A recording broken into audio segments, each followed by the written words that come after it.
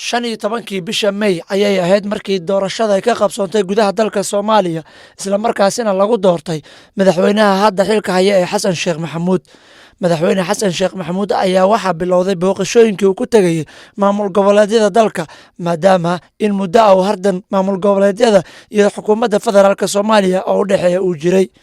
Waxa uu ka bilaabay booqashadii ugu horeysay Koonfur Galbeed asagoo maalintii shalay ahayd mar kale booqashadiisii labaad ku tagay maamulka Galmudug oo si weyn loogu soo dhaweeyay halkaasi.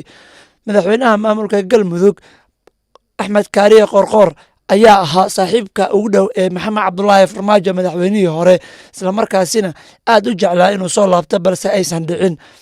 Xasan Sheekh Maxamuud ayaa si weyn loogu soo dhaweeyay Galmudug isla markaasina madaxda kala duwan ee Galmudug ay u soo banaan baxeen. Qaar ka mid ah shacabka reer Galmudug ayaa iyagu ka hadlay dareenkooda isla markaasina muujiyay sida ay ugu faraxsan yihiin booqashada Xasan Sheekh Maxamuud in uu soo booqdo Galmudug isla markaasina uu ka dhigo maamulkii labaad ee uu booqdo. Madaxweyne kasta markii la doorto waxa uu sameeyaa kormeero marka madaxweynuhu inuu soo gaarana khaasatan Galmudug inuu soo gaaro waa ku mahadsan yahay haddii uu maaragtay doonayo inuu yimaado soo dhaweey doona waxa waaye marka madaxweynaha waxaan leenahay mid dalka wuxuu qabta dadkana wax tara noqo salaameyna madaxweynaha cusub oo maanta ka degay Galmudug khaasatan magaalada madaxda Dhuusamareeb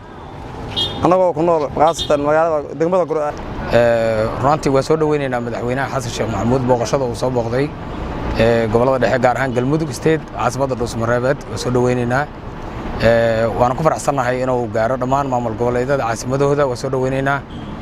insha Allah tacaala waxaan leenahay la shaqeyn madaxweynaha shaqo fiican ayuu wadaa 4 sano hore iyo 4 sano isagu xilka uu qabtana waxaan u maleynayaa insha Allah tacaala inuu isbedel badan oo keeni doono sababtoo 4 sano oo asaga xilkan hadda loo magacaabo ama loo dhiibtaba inuu ummadda si daacada ugu adeegayaan insha Allah tacaala insha Allah tacaala aad aan u faraxsanahay madaxweynaha dalka Soomaaliya mudane Xasan Sheekh Maxamuud soo dhawaad ayaan leeyahay ku soo dhawaad Galmudug ku soo dhawaad caasimadda ku soo dhawaad meel laga jecel yahay aad ayaan u faraxsanahay madaxweynaha dalka inuu inta soo maro rajeynaya gobolada kale inta uu si tagin inuu mari doono laakiin madaxweynaha waxaan leeyahay gobolka iska tagin laakiin shaqo ayaa laga rabaa dalka Soomaaliya oraahda waxay ahayd Soomaaliya heshiis ah dunida heshiis la waxaan ka rabaa hadalkaas ayaad nagu soo jiidatay qalbigeena inaad wax noogu qaban doonto annagoo ah dhalinyarada Soomaaliyeed qaasatan reer Gurceel